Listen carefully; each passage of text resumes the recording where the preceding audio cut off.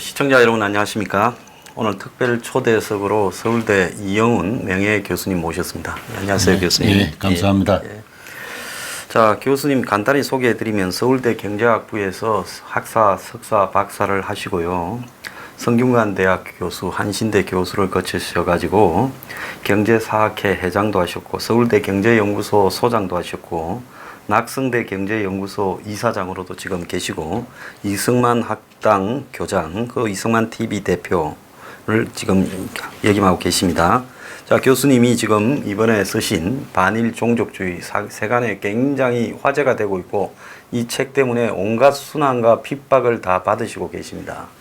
그래서 이 교수님이 지금 최근에 이 문정권의 이 반일 프레임에 의해서 국민들을 반일로 이렇게 선동 몰아가고 있는 부분에 대해 그 반일의 근원인 역사 왜곡에 대해 진실을 갖다가 이제 이렇게 기록하시면서 이 이론과 논리에 의해서 따져보자 이러니까 이론과 논리를 따지기는커녕 거의 테러와 폭력과 왜곡 보도로 지금 매도를 하고 있습니다. 그래서 참 이 한국에서 서울대 경제학과 이렇게 학사부터 박사까지 하시고 주요 대학의 교수를 섭렵하시고 서울대 경제학과 교수를 하신 분이신데요. 이런 분이 말년에 이런 훌륭하신 분이 이런 수모를 겪을 이유가 전혀 없는데요. 참 국가와 제대로 된 역사의 기록 또 우리의 과거를 갖다가 제대로 바라보자. 그래서 또 미래를 향해서 한일 관계도 바라보자. 이런 입장에서 하신 거 아니겠습니까? 그렇습니다. 예. 감사하고요. 그래서 저희들이 그 최근에 교수님이 그 MBC와 지금 여러 가지 트러블이 있으시지 않습니까? 그래서 우리 일부에서는 지금 그런 트러블들을 중심으로 진행되고 있는 부분을 좀 알리시고 2부에서는 이 책 내용을 중심으로 좀 했으면 좋겠습니다. 자, MBC가 지금 교수님을 그 MBC 스트레이트 저도 고소했는데요. 거기가 지금 교수님한테 어떻게 하셨습니까? 그 지지난주 MBC 스트레이트가 그 이 반일 종족주의 이 책에 대해서 아주 그저 악성의 그저 기획 보도를 했습니다. 그 하기 전에 아무 예고도 없이 학당에 들어와서 촬영을 하고 인터뷰를 요청하고 그렇게 했습니다. 그래서 근데 저는 사실 이전부터 MBC와는 별로 관계가 좋지 않았습니다. 옛날에 100분 토론인가 한번 100분 토론도 있고 그 다음에는 제가 2007년도에 그 조정래 씨의 아리랑 소설을 비판을 했을 때 그 MBC 뉴스 후라는 그 저 프로그램에서 저를 또 아주 불공정하게 다룬 적이 있고 그리고 그래서 그 저 방송심의위원회에 제소를 해서 시정명령을 받았습니다. 시정명령을 받아 놓고도 시정 화면을 올리는데 아주 불성실하게 올리고 그래서 저는 MBC라는 것이 하나의 그 공영방송이라기보다는 특정 정파가 자기 마음대로 휘두르는 어떤 그 흉계와 같구나 하는 그런 생각을 하고 있었습니다. 근데 그 지지난주 그 스트레이트에서 저희들에 대해서 불공정하게 보도를 했는데, 지난주부터는 그 저희 이제 공저자들이 그 펜의 마이크라는 방송에 나가서 인터뷰를 하고 나오면은 또 밖에서 대기하고 있다가 집요하게 인터뷰를 요구를 하고 하는 그런 이야기를 듣고 있었습니다. 근데 지난주 일요일이기 때문에 저는 마침 일이 밀려 있었고 해서 아침을 먹고 8시 반경 일찍이 반바지 차림에 아주 가벼운 티셔츠 차림에 아파트를 나서서 전철을 타기 위해서 길을 건너는데 MBC 스트레이트에 박모 기자라 하면서 마이크를 갖다 대고 한 친구는 촬영을 하고 있는 거예요. 그 저는 그 당시 좀 뭔가 섬뜩한 느낌을 들었습니다. 일요일 아침인데. 일요일 아침에 그렇지 않죠. 제가 그 시간에 나올 줄은 알 리가 없었을 것이고, 저도 뭐 그 계획해서 나온 것도 아니고 우연하게 그 시간에 나왔을 뿐인데 이 사람들이 새벽부터 여기 와서 기다렸구나 하는 그런 생각이 들면서 뭔가 섬뜩한 느낌을 받았어요. 그러면서 찰싹 붙어가지고 마이크를 저 가슴 앞에 대고 여러 가지 질문을 하는 거예요. 그래서 저는 미리 사전에 인터뷰 약속이 된 바가 없다. 나는 지금 보다시피 이렇게 간편한 차림으로 내 볼일을 하기 위해서 가고 있는 중인데 이게 무슨 무리한 짓이냐. 예. 인터뷰를 할 수 없다. 그리고 그 마이크와 카메라를 내리라라고 몇 번 요구를 했어요. 그랬더니 집요하게 따라오면서 MBC는 공영방송인데 왜 인터뷰를 거절하시냐 그래서 나는 MBC하고 관계가 좋지도 않고 예. 그리고 솔직히 말해서 공영방송이라고도 생각하지 않는다. 예. 근데 어쨌든 간에 사전에 약속이 없는데 이렇게 무턱대고 갖다 대면 어떻게 하느냐. 이거는 나에 대한 내 권리에 대한 침해라고 생각한다. 그거 내리라. 라고 몇 번 요구를 했어요. 그렇게 해서 길을 한 50m 그 골목길을 그 전체를 향해서 가는데 계속 따라왔어. 따라오고 앞에서는 뭐 보행을 이거 내 가는 길을 왜 막느냐라고 항의를 했더니 저희들이 언제 뭐 막고 있습니까? 하면서 계속 따라오는 거예요. 왜 정대협에 대해서는 공개 토론을 요청하고 우리 MBC에 대해서는 인터뷰에 응하지 않느냐. 그래서 아니 정대협에 대해서 요청한 것은 우리가 요청을 한 거고 MBC에 대해서는 우리가 요청한 바가 없다. 자, 그렇게 이야기를 했습니다. 그랬더니 자기가 제 방송이나 책을 다 읽었다는 겁니다. 다 읽고 했는데 왜 15년 전에 2004년 전에 정대협을 위안부 할머니들을 찾아가서 한 말하고 요사이 말하고 틀리느냐. 뭐 그래요. 그래서 제가 당신 그 말 자체가 내 책을 안 읽었다는 증거다. 그 안에 내가 왜 입장을 바꾸게 된지를 자세하게 쓰고 있지 않느냐. 그래서 좀 화가 많이 나더라고요. 그래서 이 마이크 좀 치울 수 없느냐 했더니 빤하게 쳐다보면서 왜 삿대질을 하고 있느냐고 저한테 오히려 대들어요. 제가 그 친구를 삿대질 했다기보다도 이 마이크를 좀 치우라고. 뭐 마이크를 두고 뭐 이렇게 이야기를 합니까? 이 마이크를 좀 치우라고 한 건데. 그랬더니 아주 뻔뻔스럽게 그냥 달려들듯이 이야기를 하고 있어요. 그래서 몇 차례 경고를 했어요. 이 좀 치워라. 이 치울 수 없느냐? 이건 나에 대한 권리의 침해다 하고 제가 몇 번을 이야기했는지 기억이 안 납니다. 그 기자 이름이 뭡니까? 여기서 좀 공개를. 박태균이라고 그랬어요. 박태균 기자라고 합니다. 이 있으면 연락하세요. 우리는 당신들처럼 일을 저질러 놓고 이렇게 침묵하지 않습니다. 그러니까 이의가 있으면 우리 사무실로 연락하기 바랍니다. MBC 스트레이트의 박태균입니다라고 제가 들었어요. 그래서 저희 이성만 학당의 그 몇 사람이 MBC 전 뉴 스트레이트 팀에 전화해서 신원을 확인을 요구했는데도 우리는 밝혀줄 수 없다. 그런 대답을 받. 우리가 취재를 내보내라고 지시를 했는지도 취재를 나갔는지도 우리가 확인해 줄 수 없다. 뭐 그런 이야기를 들었는데요. 그래서 저도 막 부지불식간에 마이크를 후리쳤죠. 제 가슴 앞에 있는 마이크를 후리쳐다 보니까 그냥 그 자리에서 손이 머물러 있지 않고 그냥 뺨을 한 대 후리 깔렸습니다. 이 친구가 폭력을 사용한다 그래. 맞다. 나는 물리적인 폭력 사용한 거 맞다. 그러나 당신들은 나의 권리를 지금 현저하게 침해하고 있지 않느냐. 찍지 마라 했는데도 계속 찍고 있는 것. 이거는 폭력이 아니냐. 나는 내가 정당 방해를 했다고 생각한다. 제가 그렇게 이야기를 했습니다. 그 뒤에 또 한 15분 정도 계속 뭘 물었습니다. 저한테.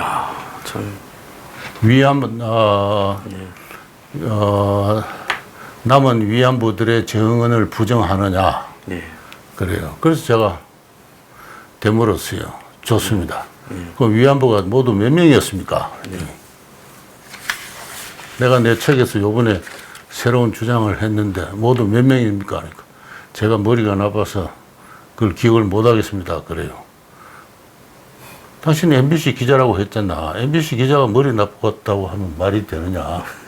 내가 아주 새로운 주장을 펼쳤는데 이 책을 읽지 않았다는 증거 아니냐.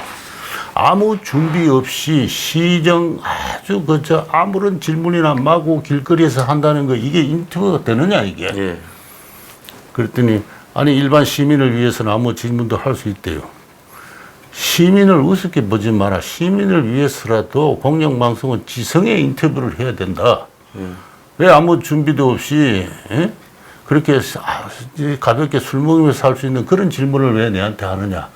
이 문제가 지난 30년 동안 한일 간에 얼마나 복잡한 분쟁을 이야기하고 지금 드디어 위기를 발생시키는데 이런 지중한 문제를 다루면서 전혀 준비도 안 된 상태에서 아무 질문을 막 하는 것이 그게 인터뷰냐? 그랬어요. 그래서 뭐 옥신각신 골목 안에서 이제 한 30분 정도 그랬을 겁니다. 그랬더니 이제 그러다가 저는 가만 생각하니까 가던 길을 계속 갈 수가 없어요. 전철을 타야 되는데 이 계속 친구들이 따라올 거니까. 계속 따라오고 저희 연구소까지 따라올 게 분명하기 때문에 그래서 제가 이렇게 다시 이제 아파트로 돌아서서 한 20, 30m 올라오니까 또 거기도 계속 따라와요. 집요하게 따라왔습니다. 참 이게 한국의 공영 언론의 수준인가 정말로 한심한데요. 인터뷰를 하려면 사전에 무슨 목적으로 인터뷰를 하겠다고 전화로 연락을 하고 또 질의 내용이나 이런 부분에 대해서 서로 합의한 다음에 그렇죠. 그래서 인터뷰를 하는 것이 공영 방송의 기본 태도지요. 이런 식으로 집 앞에서 진을 치면서 그냥 따라와서 한다. 이게 공영 방송이야. 이거는 그야말로 독재 정권의 주구 노릇을 하는 것과 뭐가 다른가 묻고 싶습니다. 자, 최근에 그 한때 뭐 한참 후배지만은 서울대에서 같이 교수로 봉직한 조국. 이 사람 앞에 뭐 존칭도 붙이고 싶지 않아요. 이 사람이 뭐 최근에 일본 반일 부분에 대해서 거의 총대를 메면서 정권의 괴베스처럼 앞장을 서더니만 이제 친일파 이 공방에 줄을 서서 이제 이 반일 전선에 동참 안 하면 매국이고 동참하면 애국이다 이렇게 이제 이야기를 편가르기를 하더만은 드디어 이제 교수님의 그 반일 종족주의 이 책에 대해서 주요 서점에 이제 판매 순위가 상위권에 오르니까 이 부분에 대해 페이스북에서 글을 올려서 아주 이루 말을 입에 담기도 어려운 비판을 했습니다. 그렇습니다. 교수님 이 조국의 비판을 보고 어떻게 느끼셨습니까? 그래서 제가 그 사람이 뭐 학교 안에 캠퍼스에서 마주친 적은 있고 또 처음에는 저를 아는 척 하면서 인사도 하고 그러더라고요. 근데 어느 단계부터 이제 저를 보면 이제 시선을 피하고 이제 그런 관계가였는데 저는 저보다 뭐 무려 한 13, 14년 연하의 저 후배 교수이기 때문에 뭐 그 사람이 어떤 사람인지 잘 알지는 못합니다. 아는데 요번에 이렇게 제 책을 비판한 것을 보니까 아, 이분이 그 대한민국의 정통성, 민주공화국의 정통성을 부정하고 있다 이래요. 그것은 무슨 말이냐면 저에 대해서 아무것도 모르고 있다는 이야기입니다. 제가 그 교과서 논쟁 할 때부터 틈틈이 이 교과서 문제를 가지고 사회에 참여를 해왔는데 그때부터 일관되게 지금까지 주장해온 것이 대한민국의 헌법적 정통성입니다. 그리고 이 책도 결국 대한민국의 자유인의 공화국으로서 그 대한민국의 어떤 헌법적 정통성을 강조하기 위해서 쓴 건데 이 사람이 제 책에 그것을 무시하고 있다고 이야기를 하니까 아, 전체 맥락이 지금 잡혀져 있지 않는 사람이구나 하는 그 수준이 사고의 수준이. 가령 역사학계에서는 이른바 한국 사학계에서는 대한민국의 합법성을 부정하고 있거든요. 소위 분단 체제의 역사학이라 그래가지고 소위 소수의 친미주의자와 친일 세력이 새로운 제국주의 미국에 빌붙어 가지고 자기들의 기득권을 유지하기 위해서 분단 남쪽만 분단해서 혁명적 민중 세력을 억압하고 세운 것이 대한민국이고 이후 민중 세력들의 그 위대한 민주화 투쟁을 통해서 지금 이 나라를 건설해 왔다. 이게 지금 소위 말해서 민중사학 또는 분단 체제의 역사학의 기본 줄기거든요. 따라서 이 국사학자들은 한국 사학자들은 저를 보고 대한민국의 헌법적 정통성을 부정한다고 이야기할 사람 아무도 없습니다. 오히려 지나치게 과도하게 옹호를 하면서 국가주의에 빠져 있다. 뭐 이렇게 비판하는 게 일반적인데 그래서 조국이라는 사람은 그 점에서 엉뚱하게 뭐 주소를 잘못 짚었다 하는 생각이 들고 두 번째는 저희들이 이 책에서 일본 정부의 주장을 앵무새처럼 반복하고 있다는 거예요. 그래서 이런 구역질을 하는 책을 쓴 사람과 그에 동조하는 사람을 부역 매국 친일파라고 하지 않으면 무엇이라고 규정하겠는가? 이러면서 당신들이 책을 아무런 책을 아무렇게나 출판할 수 있듯이 우리도 당신을 출판하고 부를 자유가 있다. 이렇게 이야기를. 그래서 제가 부역 매국 친일파, 이 21세기를 사는 한국인들한테 부역 매국 친일파라고 이렇게 이야기를 하는 것, 규정하는 것, 매도하고 하는 것. 그게 대단히 화가 났습니다.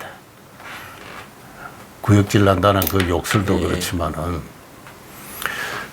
그래서 이게 도저히 참을 수 없다 해서 이제 어제 급하게 이제 이승만 TV에서 반박, 성명 비슷한 그 강의를 했습니다. 그래서 우리 책에서 어느 부분에서 일본 정부의 주장을 그대로 인용하고 있느냐, 앵무새처럼 밝히라. 그걸 못 밝히면은 명예훼손 아니냐? 명예훼손이죠. 명예훼손입니다. 그래서 제가 이제 전화를 하기 전에, 강연을 하기 전에 서울법대 모 교수한테 전화를 했습니다.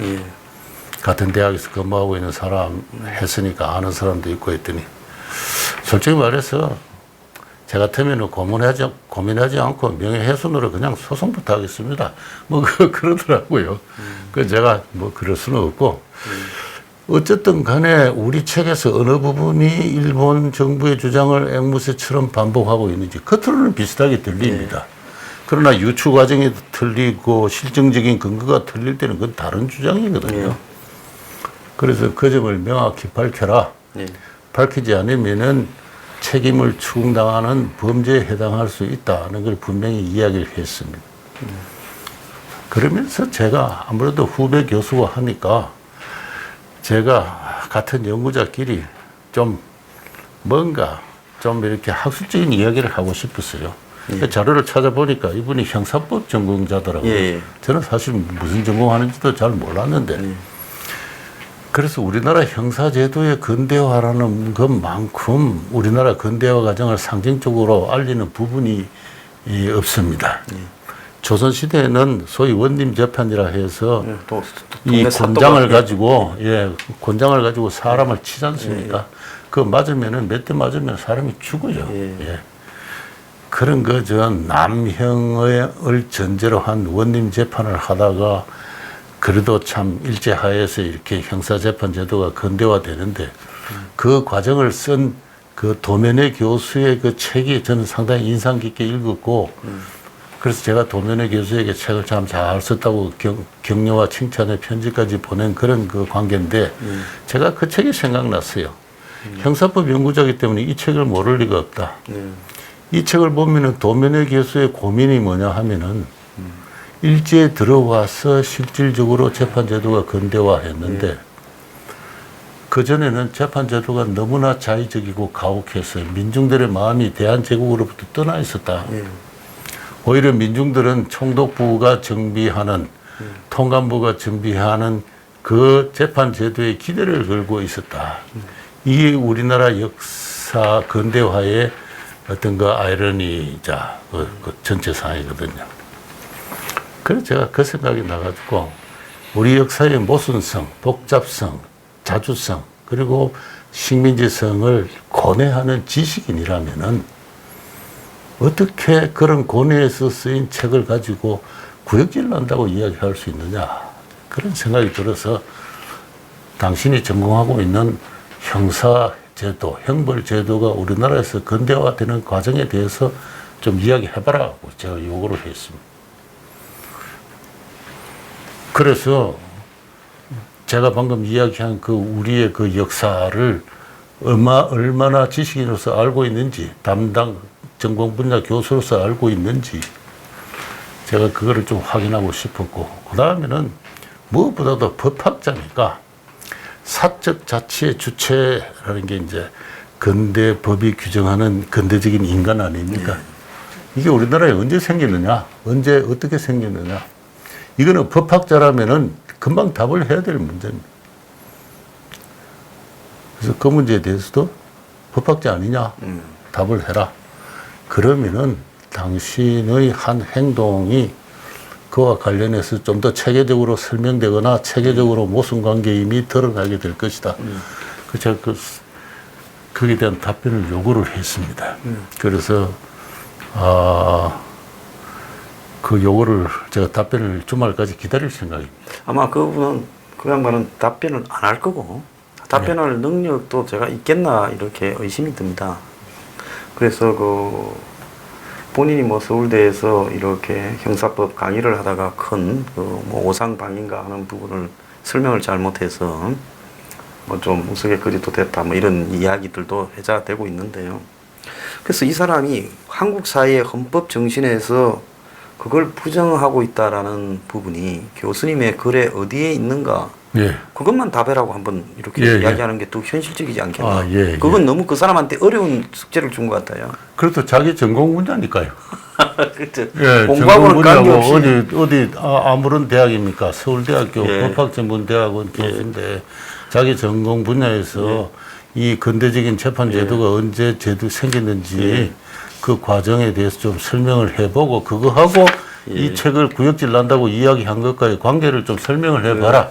제가 그렇게 요구를 했습니다. 예, 그래서 물론 네, 제가 옛날에 저 기억이 나는 게 프랑스에서 한 교수가 예. 홀로코스트에 대해서 예. 좀 부정적인 말을 했다. 그래서 프랑스는 법에 홀로코스트를 부정하는 사람을 처벌한다. 예. 이랬을 때 미국의 그 좌파 지식인 언어학자 촘스키 교수가 예. 그건 그래서 해서는 안 된다. 나는 이 사람의 주장에 반대하지만은 이 사람이 그런 말을 할 자유 그걸 보장을 해줘야 된다. 예.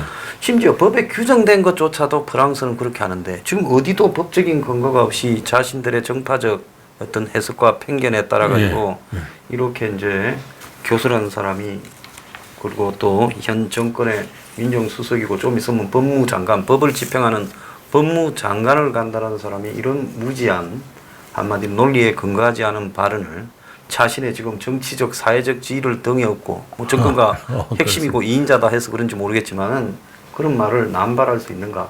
조국은 지금 이 방송을 보는 즉시 교수님에게 좀 한국의 형사법에 근거해서 교수님 질의에 답을 하기 바랍니다. 답을 안 하면요.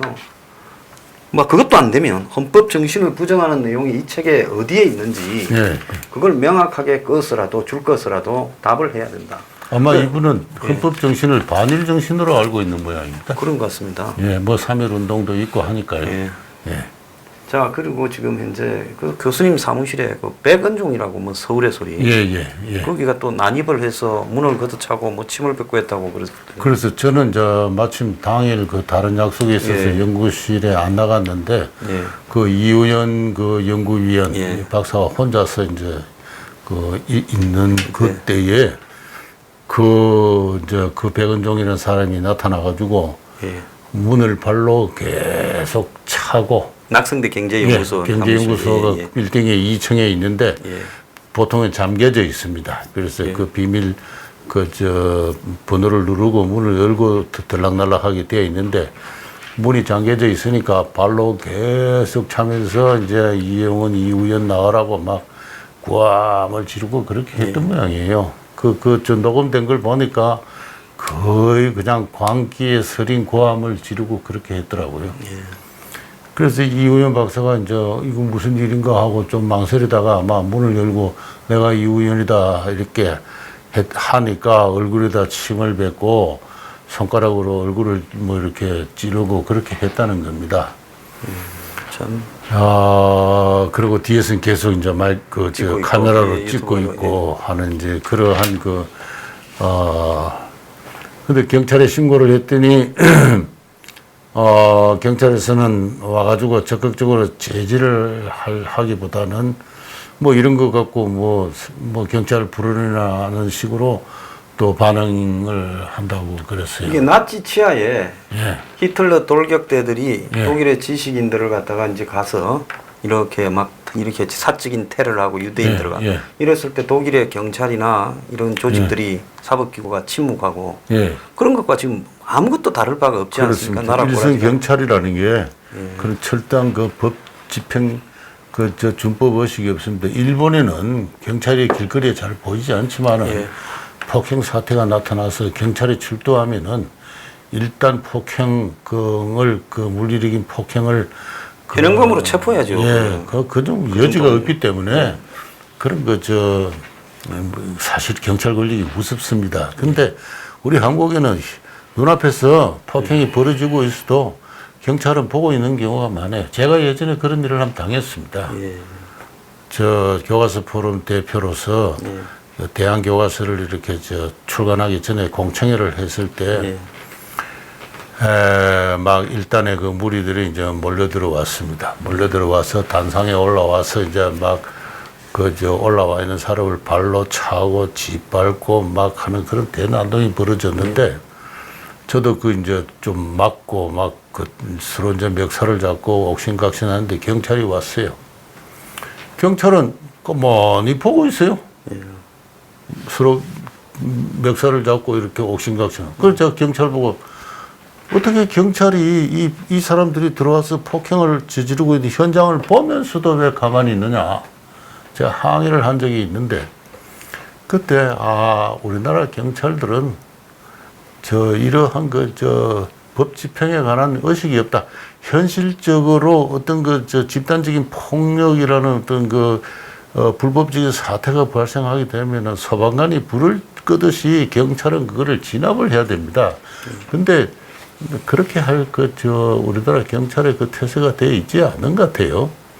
그래서 이제 그 사람들 이리 동행해서 이제 경찰서로 갔다 이제 그런 정도의 이야기를 다음날 보고를 받았는데 이 사람들은 자기들의 행위 자체가 오히려 마치 어병이나 되는 듯이 자기들 사이트에 올려놓고 또 자랑도 하고 그렇게 했다. 저거가 나중에 깜빵에 갈 증거를 자기들 스스로 올리는데 그 사람은 이런 일을 전문적으로 하면서 이념적으로 다른 그런 사무실들을 찾아다니면서 그 행패 난동을 부리는 그런 아주 경력이 숱한 사람이죠. 그렇습니까? 그래서 이게 그 다른 어떤 보수 유튜버 사무실에도 난입한 바가 있고 그래서 일종의 이것이 제가 볼 때 적색 테러 행위인데 공권력이 이 적색 테러 행위를 갖다가 침묵하고 방치하고 그런 행위를 반복적으로 한 전력자입니다. 그렇습니까? 그런데 이런 부분을 갖다가 공권력이 지켜보고 있다. 그래서 대한민국이 지금 완전히 그냥 이 전체주의 나치 사태에 비슷한 파시즘으로 가고 있다. 지금 교수님한테 자행되고 있는 이런 파시즘. 서로 간에 생각이 다르면 공개적으로 토론을 하든지 안 그러면 또 이걸 가지고 법적으로 해서 해결을 하든지 이것이 정상적인 사회죠. 그런데 민정수석을 하고 서울법학전문대학원 교수라는 사람이나 또 지금 공영방송인 MBC나 또 지금 백은종이라는 사람이 이제 이 일을 저지르는 부분을 보면요. 이런 야만적인 행태로서 지식인의 어떤 자기 의견을 억압하는 사회, 이거는 저는 매우 비정상적인 사회라고 생각을 합니다. 교수님 요즘에 보통 이 한국의 상류 엘리트 지식인이 감당하기 어려운 일을 겪고 계신데요. 이 방송을 보는 많은 시청자들이 다 공감을 하고 또 이렇게 이 교수님을 갖다 격려를 보내고 지지하니까요. 용기를 내시기 바랍니다. 그렇습니다. 감사합니다. 교수님 오늘 1부는 마치겠습니다. 감사합니다. 감사합니다.